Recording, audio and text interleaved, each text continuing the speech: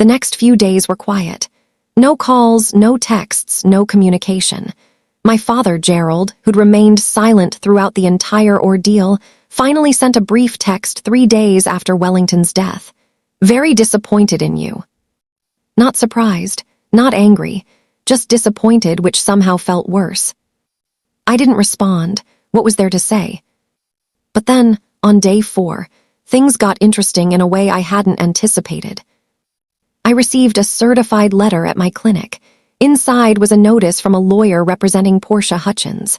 She was threatening to sue me for wrongful death of her dog, emotional distress, professional malpractice, and breach of trust. The letter claimed damages potentially in the tens of thousands of dollars.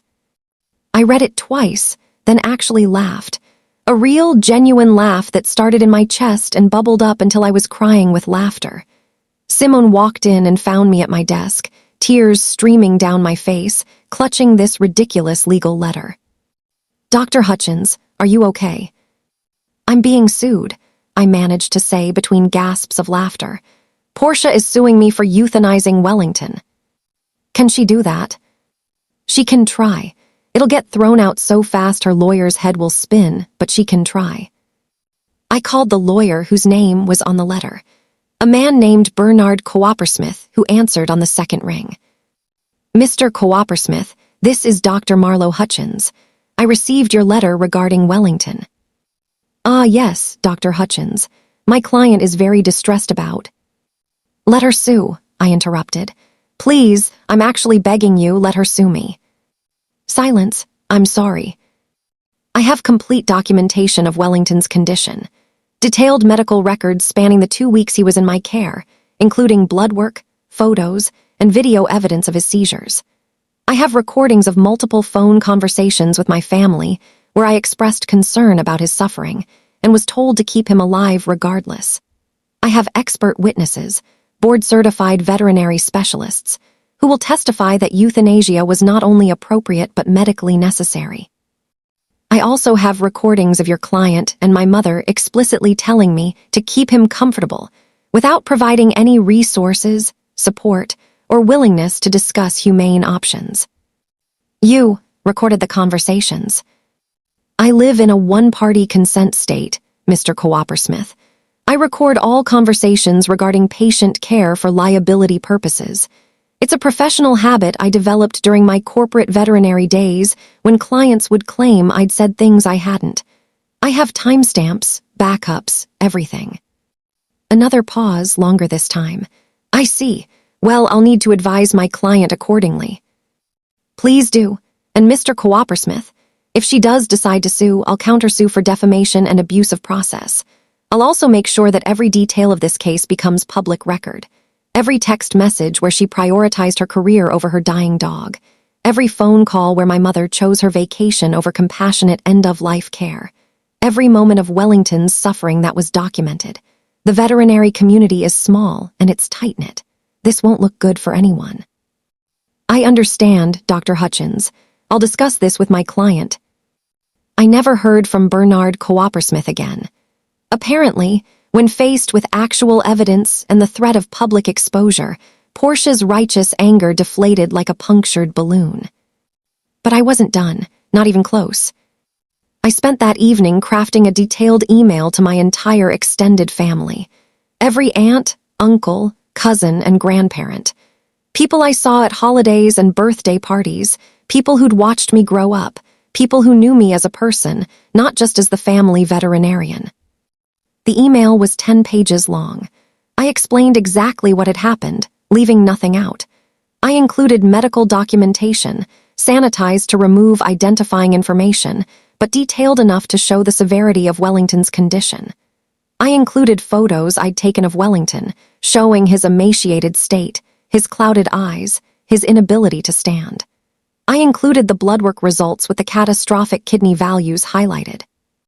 I explained the ethics of veterinary medicine, quality of life assessments, and what comfort care actually means versus prolonging suffering. I included links to veterinary resources about end-stage renal failure and the decision-making process for euthanasia. I described the medication schedule that had me waking up every 6 hours, the vomiting, the seizures, the crying. I explained how I'd called my mother expressing concern and been told to just manage it. I included timestamps of my calls to Portia, where she'd been at networking events, prioritizing her career while her dog suffered. I ended with this. I understand if some of you side with Portia and my parents. Family loyalty is important, and I respect that everyone will have their own opinion about what I did.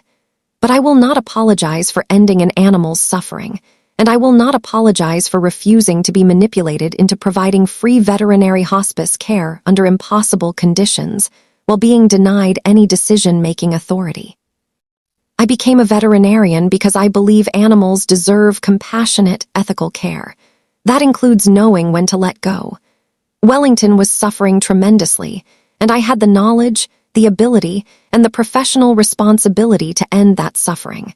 I did what any ethical veterinarian would do in that situation. If that makes me the black sheep of this family, if that makes me the villain in their story, I'm comfortable with that. I can look at myself in the mirror and know I did the right thing. I wonder if they can say the same. I'm not asking anyone to choose sides. I'm simply asking that you understand my perspective and recognize that there are always multiple sides to every story. The version my mother and sister are telling is the version where they're victims and I'm cruel. The truth is much more complicated. I'm open to rebuilding relationships with those who are interested in having an honest, respectful dialogue. I'm not interested in being guilted, manipulated, or used. Those days are over. With love and respect. Marlowe. I hit send at 9 p.m. on a Thursday night and waited. The response was overwhelming and nothing like what my mother had expected. My Aunt Cordelia called within 45 minutes. "Marlowe, honey, oh my God, I had no idea. Your mother told everyone you'd gotten impatient with Wellington's care and put him down early because he was interfering with your work schedule. She made it sound like you were annoyed by the inconvenience. She didn't mention any of this, the seizures, the pain, the suffering." "She wouldn't," I said quietly. "That would make her look bad." "I'm so sorry, sweetheart. I'm so sorry you went through this alone." And I'm sorry, we believed her version without questioning it. My Uncle Vincent, a retired physician, sent a lengthy email within the hour. He wrote, "Marlowe, as someone who practiced medicine for 40 years, I want you to know that what you did was not only ethical but brave. End-of-life care is one of the most difficult aspects of medicine, whether veterinary or human. The decision to stop treatment, to prioritize comfort over prolonging life, requires courage and compassion. Your mother and sister weren't there. They didn't witness the suffering. They didn't do the work. They made decisions from a comfortable distance and expected you to execute those decisions regardless of the cost to you or to Wellington. That's not just unfair, it's cruel. I'm proud of you for standing up for what's right, even when it cost you personally. That's what good doctors do. That's what ethical professionals do. You have my full support, and I'll make sure others in the family understand what really happened." 3 cousins reached out within the first 24 hours. Sarah, who worked as a nurse, understood immediately. Marcus, who'd recently lost his own elderly dog, sent a message saying he wished he'd had someone like me to guide him through that decision, instead of the vet who encouraged him to keep trying treatments long after they were helping. My cousin Jennifer, who'd always been close to Portia, sent a cool message saying she was disappointed in me, but even that felt like a victory. At least she was engaging, at least she'd read my side. The real shock came 3 days later when my grandmother called. Beatrice Hutchins, the matriarch of our family, was 87 years old and not a woman to trifle with. She'd raised 4 children during an era when women were expected to stay home and keep quiet. She'd buried a husband and a son.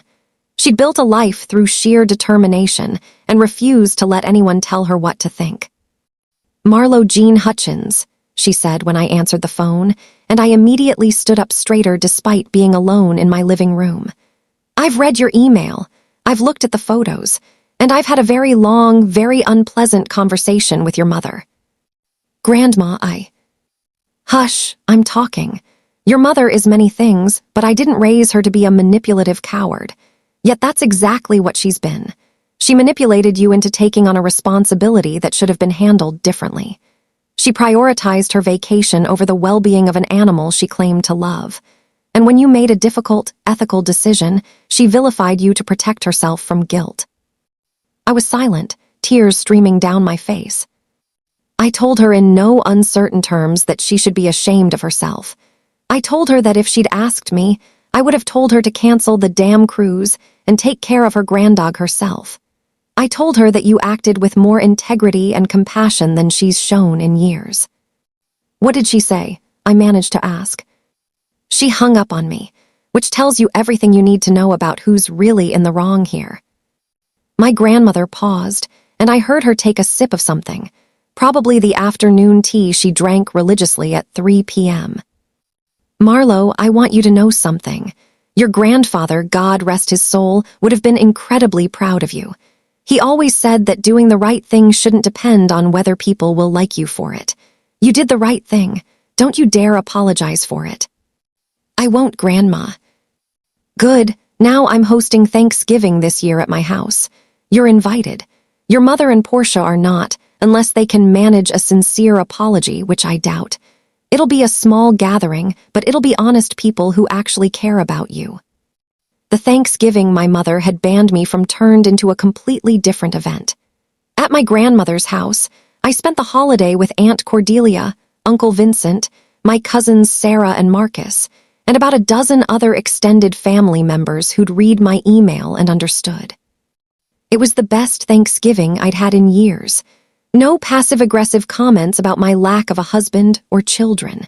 No expectation that I'd work in the kitchen while my brother sat watching football. No guilt trips about not visiting more often or not calling enough. Just family, real family. People who saw me as a person, not as a resource to be exploited. Uncle Vincent proposed a toast. To Marlowe, who reminds us that integrity matters more than approval, and that sometimes being the black sheep just means you're the only one with courage. We raised our glasses, and I felt something I hadn't felt in months. Peace. Portia returned from Singapore in mid-December. Her career-making opportunity had apparently fallen apart. I heard through the family grapevine, the same grapevine that had once worked against me but now worked in my favor, that the Singapore office expansion had been scaled back, and her position had been eliminated. She'd returned to her previous role at the company, the one she'd been so eager to escape. I didn't reach out, neither did she. Our relationship, whatever it had been, was over. I was surprisingly okay with that. My parents remained silent through November and most of December. No calls, no texts, no holiday cards. The silence was almost peaceful. Then, in early February, as winter was loosening its grip and the first signs of spring appeared, my mother called. I almost didn't answer. My finger hovered over the decline button, but curiosity won out. Marlowe.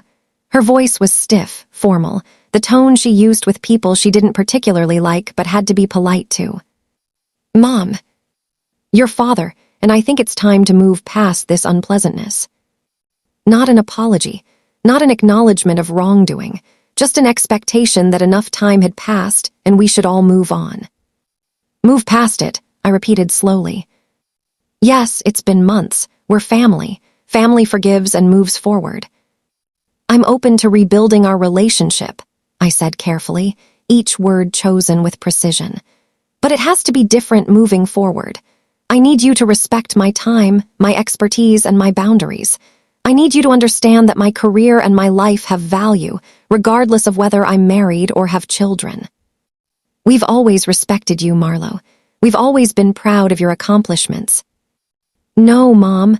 You've always expected me to accommodate everyone else's needs without question. You've always treated my time as less valuable than Desmond's or Portia's. That's not respect. That's taking advantage. Silence. If you want a relationship with me, I continued, it starts with acknowledging that what you did was wrong. You manipulated me into taking on a massive responsibility. You ignored my professional opinion when I told you Wellington was suffering. You chose your vacation over compassionate care. And then you attacked me for making a sound medical decision. We were protecting Portia's feelings, at the expense of an animal's well-being and my professional integrity. If you can't see why that's a problem, then we don't have anything else to discuss. She hung up. I sat there, phone in hand, and realized I didn't feel sad. I didn't feel angry. I just felt done. 3 weeks later, a letter arrived. My father's handwriting, which was rare. He usually let my mother handle all emotional communications. Marlowe, your mother and I have been talking, and arguing, if I'm honest. We don't agree on much these days. After cooling down and hearing from your grandmother and several other family members, I've come to understand we put you in an impossible situation. We treated your expertise as free labor rather than the valuable professional skill it is. We prioritized our vacation and your sister's career over your well-being and over Wellington's suffering. I'm sorry. I can't speak for your mother. She's still processing everything in her own way. But I wanted you to know that I, at least, recognize we were wrong. We asked too much. We listened too little. We judged you harshly for doing something incredibly difficult that needed to be done. You're a good daughter, Marlowe. More importantly, you're a good person and an excellent veterinarian. Wellington was lucky to have you at the end, even if we couldn't see it at the time. I hope we can rebuild our relationship. I understand if that takes time. I understand if you need space. I just wanted you to know that I see my mistakes and I'm sorry for them. Love. Dad. I cried when I read it, not because it fixed everything. It didn't, but because it was a start. Because someone in my immediate family had finally acknowledged the truth instead of clinging to their comfortable narrative. I called him the next day. We talked for 2 hours. It was awkward at times, painful at others, but it was honest. He explained how my mother had controlled the narrative, how she'd convinced him I'd been hasty and cruel. He explained how hearing from my grandmother and uncle had changed his perspective. Your grandmother called me a coward, he said with a dry laugh. Said I'd let your mother bully you and I'd done nothing to stop it. She wasn't wrong. What about Mom? I asked. She's struggling. She doesn't like being wrong. You know how she is. But I think, given time, she'll come around. Or she won't. Either way, I'm not letting her control my relationship with you anymore. It was the most honest conversation I'd ever had with my father. My relationship with my parents is still strained, still a work in progress. We have lunch once a month now, usually at a neutral location, a cafe halfway between my clinic and their house. My mother comes, but she's distant, polite in a way that makes it clear she hasn't forgiven me and probably never will. My father makes more of an effort, asking about my clinic, about my life, actually listening to the answers. Portia and I remain estranged, and I've made peace with that. Some relationships aren't meant to be salvaged. Some people will never understand that refusing to be manipulated isn't cruelty, it's self-preservation. But I've never, not for a single moment, regretted my decision about Wellington. 6 months after Wellington's death, I was at my clinic when a young couple came in with their elderly golden retriever, Biscuit. He was 16, suffering from advanced kidney disease remarkably similar to Wellington's condition. Dr. Hutchins, the wife said, tears streaming down her face, mascara running in black tracks. Our family keeps telling us to keep fighting to try more treatments to give him more time, but Biscuit is suffering. We can see it in his eyes. He's not eating, he's in pain, and he looks at us like he's begging for relief. But everyone says we're giving up on him if we let him go. They say we're being selfish. We just need someone to tell us we're not terrible people for considering this. I took her hand, remembering Wellington, remembering that terrible night when he'd had his first seizure. You're not terrible people. You're not giving up. You're giving him peace. That's not weakness or selfishness, that's love. It's the last, best gift you can give him. The hardest decision, but the kindest one. Her husband, who'd been silently crying, said, Our families will be so angry. They'll say we didn't try hard enough. Your families aren't the ones watching him suffer every day. They aren't the ones seeing what you see. This decision is between you, Biscuit, and what you know in your hearts is right, not what other people think you should do.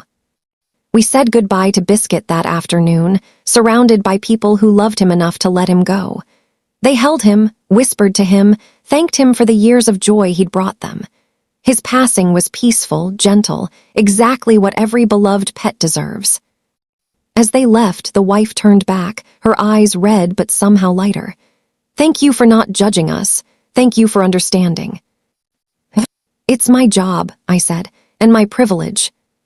That night, I went home to Pemberton, my cat who'd been displaced from his own home for 2 weeks, and had forgiven me with the easy grace that animals possess. I opened a bottle of wine and sat on my couch, thinking about Wellington, about Biscuit, about all the animals I've helped transition peacefully from suffering to rest. This is what I do. This is who I am. I advocate for creatures who can't speak for themselves.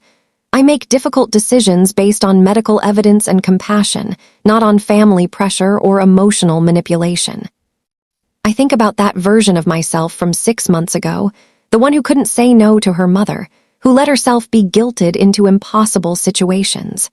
She's gone now, replaced by someone with boundaries, someone who understands that being kind to yourself isn't selfish.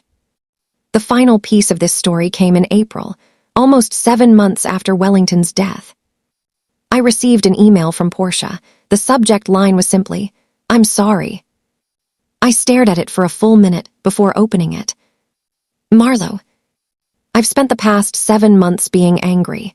At you, at Mom, at myself, at the universe.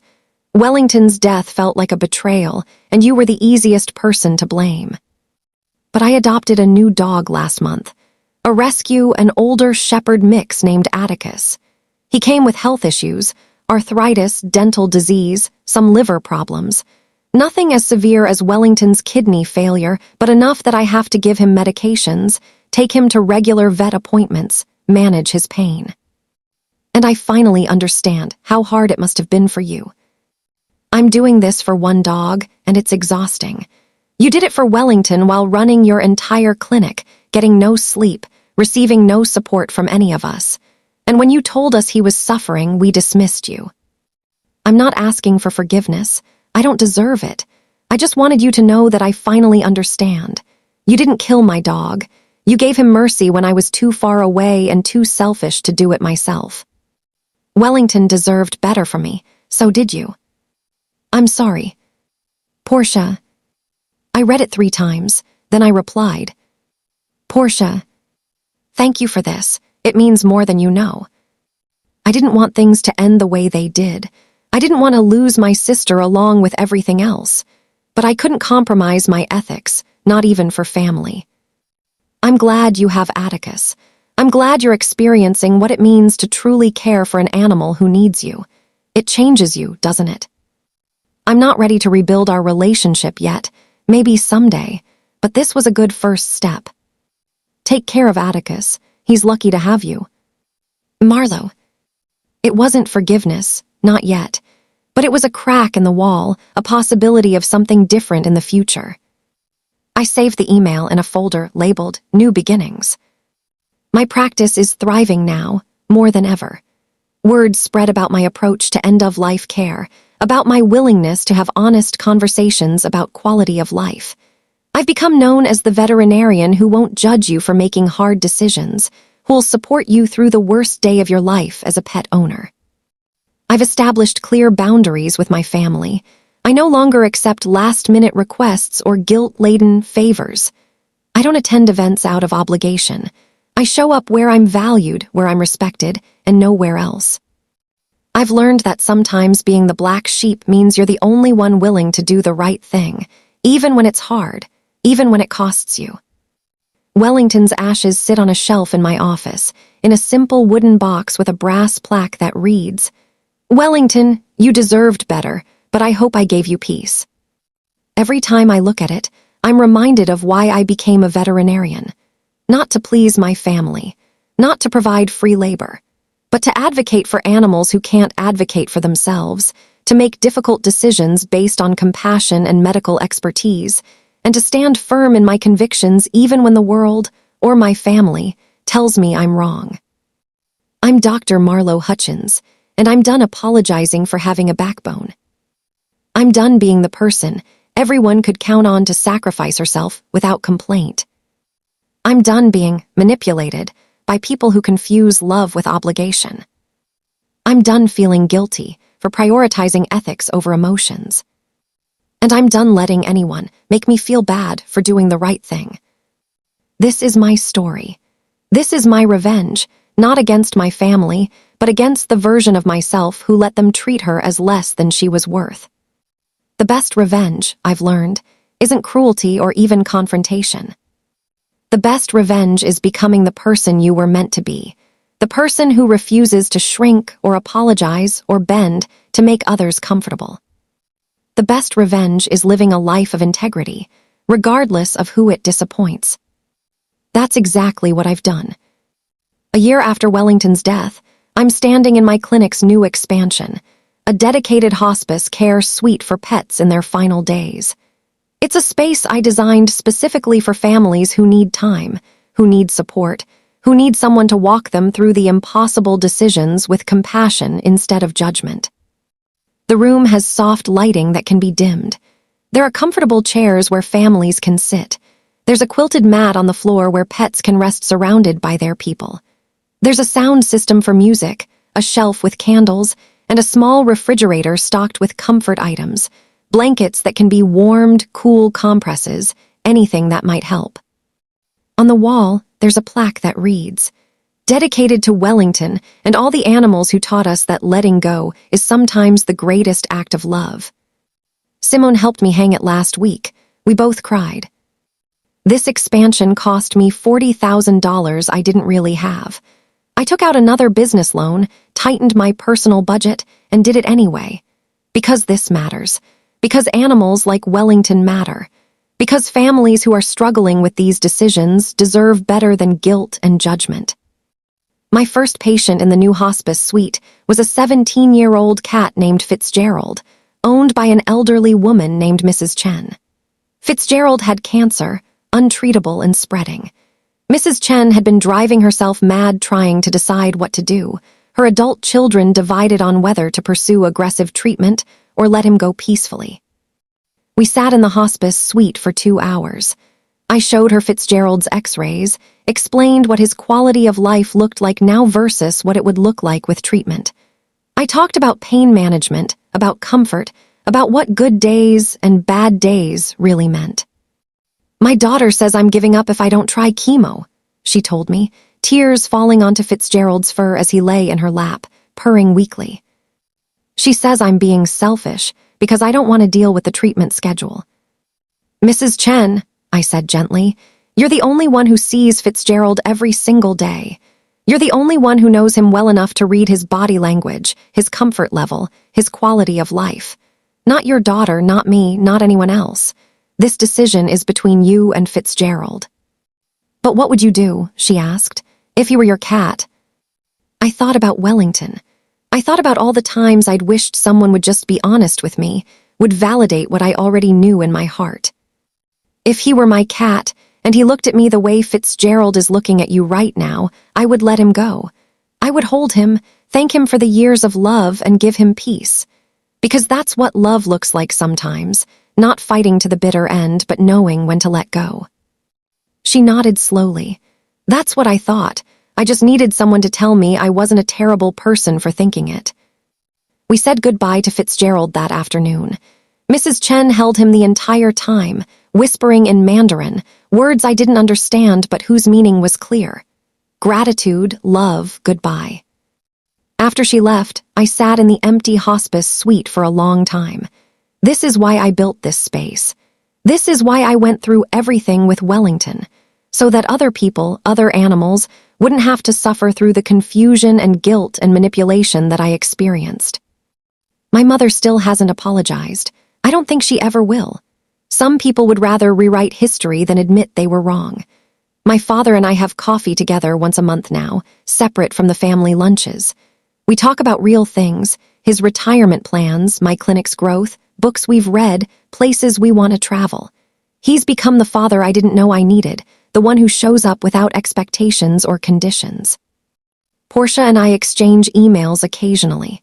Careful, polite messages about her dog Atticus, about my clinic, about safe topics that don't venture into dangerous territory. We saw each other at a cousin's wedding last month, spoke briefly, smiled awkwardly. It's not a relationship, but it's not open warfare either. It's something in between, something undefined. Maybe someday it'll become more, maybe it won't. My brother Desmond, who'd been absent through the entire Wellington situation, called me out of the blue 3 months ago. He'd heard about the hospice suite, wanted to see it. We met at the clinic after hours, and I showed him around. "This is incredible, Marlowe," he said, running his hand over the smooth wood of the memorial shelf where families could place photos or mementos. "I had no idea what you were building here." "Most people don't," I said. "They think veterinary medicine is just vaccines and treating sick animals.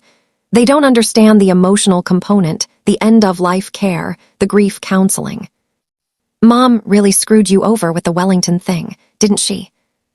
It was the first time any of my siblings had acknowledged it so directly. "Yeah," I said simply, "she did. I'm sorry I wasn't there. I'm sorry I didn't stand up for you. I've always taken the path of least resistance with Mom. It's easier to stay out of it." "I know, but easier isn't always better." He nodded. "I'm trying to be better, not just with family stuff, but in general, seeing what you went through, how you stood your ground even when it cost you everything. It made me realize I've been a coward most of my life." We talked for 2 more hours that night. Really talked, maybe for the first time since we were kids. He told me about the pressure he felt to maintain his lifestyle, to meet everyone's expectations of success. I told him about the loneliness of running a business, the weight of making life-and-death decisions, the exhaustion of constantly advocating for yourself. "We're building something now, Desmond and I, a relationship between siblings who actually see each other as people, instead of roles in a family drama. The extended family has mostly rallied around me. Thanksgiving at Grandma's house has become an annual tradition. Christmas is a potluck at Aunt Cordelia's. Easter is at Uncle Vincent's farm. We've created new traditions, new gatherings where everyone is welcome except the people who refuse to acknowledge their mistakes. My mother and Portia attended Thanksgiving last year at my grandmother's insistence. It was uncomfortable, tense, filled with careful conversations and topics we all avoided. But we got through it. It wasn't healing, but it was a step toward coexistence. My practice has grown beyond anything I imagined. The hospice suite led to media attention, a local news story about the vet who prioritizes compassion, which led to a feature in a veterinary journal, which led to speaking invitations at conferences. I've become known in my field as an advocate for better end-of-life care, for honest conversations, for putting animal welfare above human emotions. I've hired 2 more veterinarians to help with the workload. Dr. Jessica Ramsey, who specializes in pain management, and Dr. Tom Blackwood, who has a background in geriatric animal care. Together, we're building something special, a practice where ethics matter more than profit, where difficult conversations are met with compassion instead of judgment, where animals always come first. I've also started teaching. Once a month, I host a seminar for veterinary students about end-of-life care and family dynamics. I tell them about Wellington. I tell them about the pressure they'll face from clients, from families, from their own emotions. I teach them how to recognize when treatment has become cruelty, when prolonging life means prolonging suffering. You'll face situations, I tell them, where doing the right thing costs you, where clients will threaten to sue, where families will call you heartless, where your own emotions will scream at you to keep trying just a little longer. But your job, your sacred responsibility is to advocate for the animal, not the owner's feelings, not the family's guilt, not your own desire to save everyone. The animal, always the animal. I see myself in their faces, young and idealistic, not yet beaten down by the realities of veterinary medicine. I want to protect them from what I went through, while also preparing them for the inevitability of it. Last week, a student approached me after class. Her name was Riley, and she had tears in her eyes. "Dr. Hutchins, thank you," she said. My family has been pressuring me to take care of my grandmother's dog while she's in a nursing home. The dog is old, sick, and I'm in my final year of vet school. I've been feeling so guilty about wanting to say no.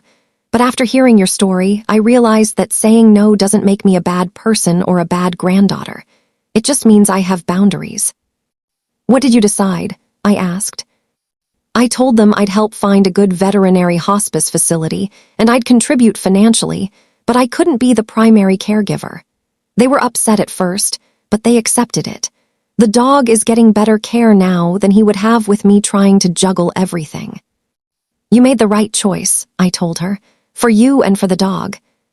She hugged me, and I thought about the version of myself from a year ago who desperately needed someone to tell her the same thing.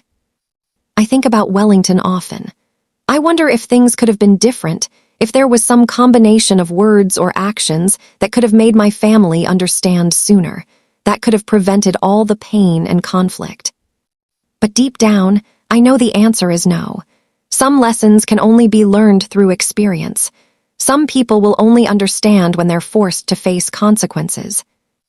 Wellington's death taught me that I deserve respect, that my expertise has value, that my time and energy are not infinite resources for others to exploit, that saying no to family doesn't make you selfish, it makes you human. It taught me that the people who truly love you will respect your boundaries. They'll value your expertise. They'll support your difficult decisions, even when they don't understand them. Everyone else, they're just users wearing the mask of family. I keep a photo of Wellington on my desk now, not from his final days, but from years earlier when he was healthy and strong. In the photo, he's running through a field, ears flying, mouth open in what looks like a laugh. Portia sent it to me with her apology email, and I had it professionally printed and framed. Remember him like this, she'd written. Not how he was at the end, remember the joy. It's good advice. I look at that photo every day and remember that Wellington had a good life, even if his ending was complicated. I remember that I gave him peace when no one else would. I remember that I chose ethics over approval, and I'd make that choice again. The plaque on his ashes box is true. He deserved better. Better than being left with a stranger during his final weeks. Better than family members who prioritized their own comfort over his suffering. Better than the situation all of us were put in. But I hope I gave him peace. I hope that in his final moments, when the seizures stopped and the pain ended and the fear left his eyes, he felt relief. I hope he felt loved. That's all any of us can hope for, really, to be loved and to find peace when our time comes. I'm Dr. Marlowe Hutchins, and this is my story. It's not a story about revenge in the traditional sense. I didn't destroy my family or ruin their lives. I simply refused to be destroyed by them. I stood my ground. I maintained my integrity. I built something beautiful from the ashes of broken relationships. And I'm finally, genuinely happy. The best revenge isn't about making others suffer. It's about refusing to suffer yourself. It's about building a life so full of purpose and meaning that the people who tried to diminish you become irrelevant. It's about looking in the mirror and liking the person who looks back. It's about knowing that when faced with an impossible choice, you chose compassion over convenience, ethics over emotions, doing what's right over doing what's easy. That's my revenge. That's my victory. And I wouldn't change a single thing.